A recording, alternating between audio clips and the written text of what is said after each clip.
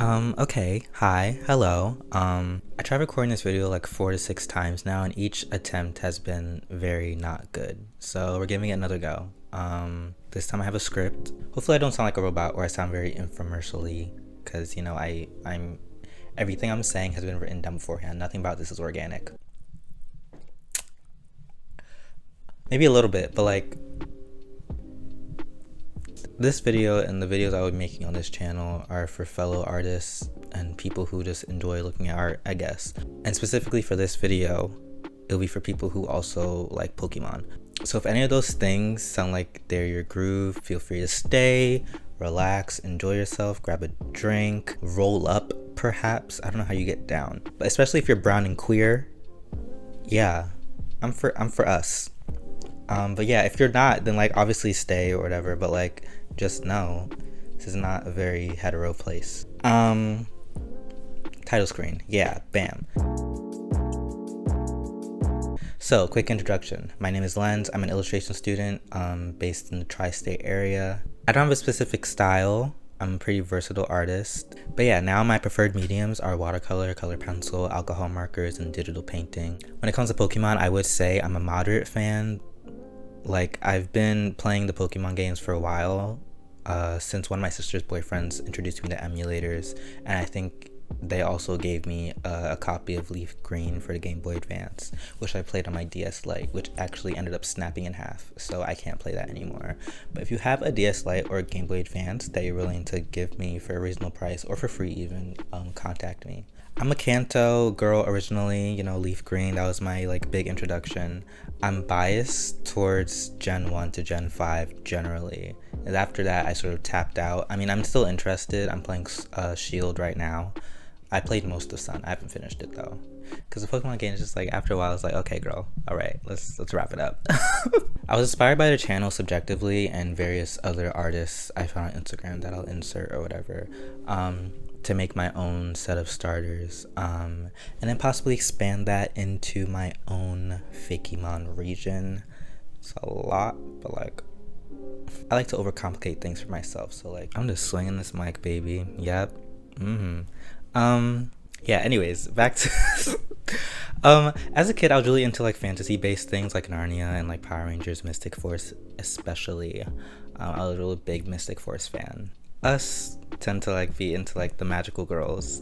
I don't know what that's about, but yeah, stream alien superstar. Anyways, I still am into like, you know, the magical girl whatever stuff. I feel like more so these days it leans more towards like the horror sinister side, and it's like a lot less light and vibrant.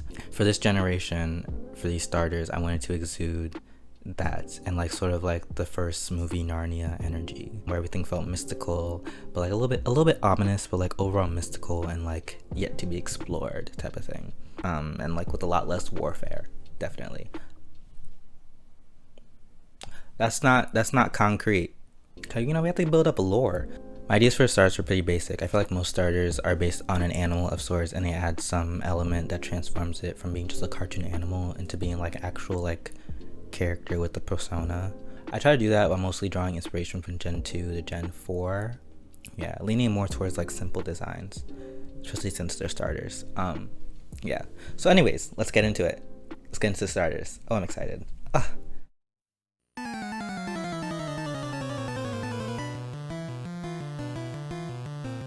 I know what creature I wanted to base the water and fire starter off of immediately, but for the grass starter, I only knew that I wanted it to end up as like a grass dragon of sorts. So I did some Googling. I did my little Googles. I came across a Norse mythology story that I think fit well. So per Wikipedia, it says, in Norse mythology, Nadager, Mallestriker, is a dragon who gnaws at a root of the world tree, Yggdrasil. Yggdrasil. Lens, you literally just looked at this. Oh my god. Yggdrasil. Thank you. In historical Viking society, Nid was a term for a social stigma, implying the loss of honor and the status of a villain. Thus, its name might refer to its role as a horrific monster and its action of chewing the corpses of the inhabitants of Nastrond, those guilty of murder, sexual assault, and oath breaking. One poem even suggests that the arrival of Nidagar heralds Ragnarok, which I believe is like based off of my knowledge of Marvel comics or whatever, just like means nothing here. I believe that is like generally like the prophesized fall of Asgard, or like destruction of the world or something along those lines. Yeah. So from brief descriptions, I gathered that Nidogger is a serpent that sits at the bottom of a tree, Yggdrasil, while an eagle sits at the top. And there's some sort of antagonizing between the two. Like they got beef, basically. Like they don't see it for each other. Microsoft? Hey, thanks for nothing. So now I'm going to explain how this brought me to Shrek. Stay with me. Not just Shrek, but also like the various fairy tales it parodies. I started viewing the eagle as like a princess locked up in a tower. Like, you know, giving Rapunzel, or like even like a Sleeping Beauty type of thing. And the serpent as the dragon forbidding her from leaving and preventing anyone from rescuing her. So ultimately, what I gathered, what I merged together, what I mushed together, let's calm down, was that so one starter would be the dragon, one starter would be the princess, and one starter would be like the knight in shining armor, or Shrek. So once again, focusing on the grass starter, I started to figure out what exactly I was going to base the first form on. I was doing my Googles once again, and I came across the Thorny Devil, which is also known as the Thorny Dragon. I think the name is fitting, considering what I just described. The Thorny Devil is native to Australia. It has 2 large horns on its head to replicate the devil or whatever, and a bunch of spikes on its body. These help it to defend itself from predators. It's also said to have like a false head behind its actual head. That will play into like later down the line. Before sketching, I gathered some pictures of some of my favorite starters, as well as somewhat similar Pokemon, images of animals, or artist renditions of the creatures. Originally, I just found myself drawing like a cartoon rendition of the Thorny Devil. Yeah, it was boring. So I wanted it to be quadrupedal at first, but it just wasn't working. For me and it just wasn't working for me and my taste buds. After finalizing the other 2 starters, I came back and redid that design. So I drew inspiration from a picture that suggested more personality and character. I was also weirdly inspired by this DC animated movie called Justice League Crisis on 2 Earths. Yeah. Basically, quick synopsis, like in that movie, like there's one Earth where it's normal, and there's another Earth where the bad guys are the good guys and the good guys are the bad guys. So basically there's a good Joker, and like he has like this court jester costume, and like that character design and personality just stayed with me. I saw that like 10 years ago. I was like in elementary school. It was like 2009 I think that came out. So I sort of weirdly drew from that, like subconsciously, and I started thinking about medieval aesthetics to go along with the whole fairy tale thing. I wanted the horns to come off as wooden and the arms to come off as twig-like. This was the second final render I worked on, so I was sort of becoming familiar with my own Pokemon style. I realized my shading is the most contrasting thing between Sugimori's approach and my approach. I had a lot of problems with the face. It just wasn't doing it for me, I guess. I felt like it needed a lot of work. It's like specifically the eyes and like the mouth. I played around with color a lot, especially when considering the shiny. I did my best. I don't want a Jinx or Mr. Popo situation. I really don't. I also went back to define and bolden the line art, because after I did a couple of these, I realized that my line art was too thin and not intentional with messiness. I say messiness as like a fill in work. I can't think of anything else at the moment. With Sugimori's Pokemon art, the man who originally... I'm sorry, I'm talking like if like some people know. Sugimori is like the guy who designed a lot of like the original Pokemon, and does the original artwork, I think, for all of them. Even in his digital work, he emulated his traditional watercolor art. So the lines would be a little bit messy, and then the shading would have like a slight gradient to it. Like it would be like, it wasn't like a gradient, it was almost like I don't know how to explain it. You can just look at it. I went back in to replicate that, to give it more depth and texture and weight and stuff like that. I tried to put in some imperfections and like ink bleeds in there, and I was done. So this is Moldrasil. The Thorny Devil Pokemon. This Pokemon prefers to be isolated in dry environments and deserted buildings. They're adverse to physical touch, automatically perceiving it as an attack. Their microscopic thorns prevent others from repeating such an offense, and its sharp claws help them to scale buildings as well as mountains. They entertain themselves by stealing the food and belongings of others. I don't know if the stats are sensible. I think they are, because I based them off of existing starters and just changed some things around based on how I thought it would fit the character. Also, this Pokédex template was very, very, very heavily inspired by Subjectively. Shout out to them. I love their work.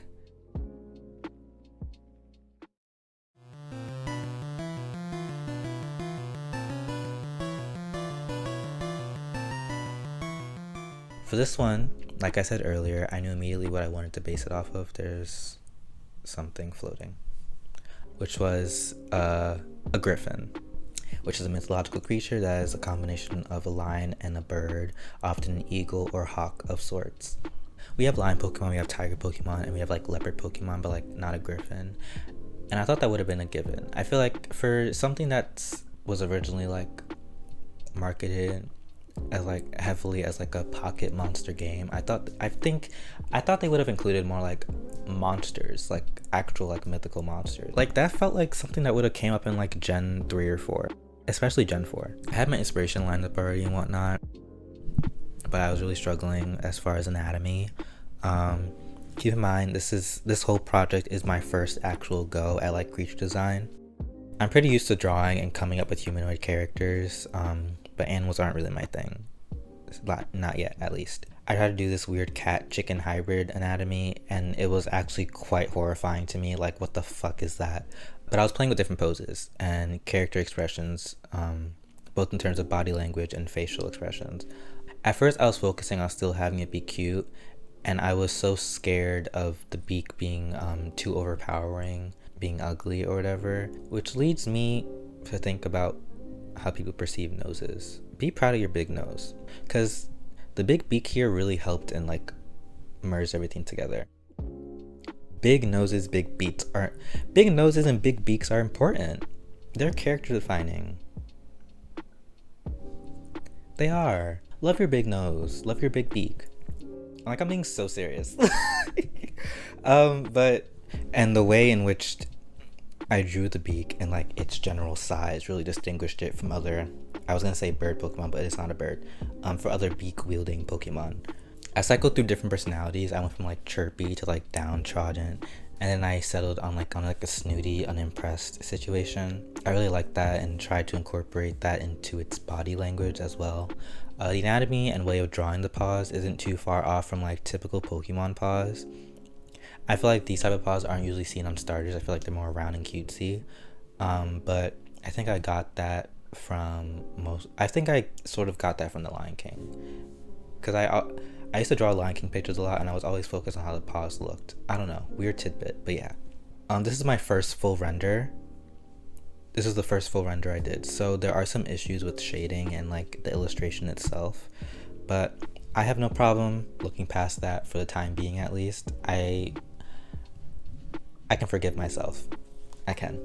This is Grimby, the flightless cub Pokemon. Grimby were once fearsome adversary to Snivy. Since being fully domesticated, they rarely walk anywhere. Grimby can often be found on the lap of their owners and using intimidation tactics to get more food. They'll peck their caregiver when agitated. I weirdly really like the shiny for Grimby. Like, if this were in a Pokemon game, I would be obsessed with the shiny. That red tone is just so pretty. Okay.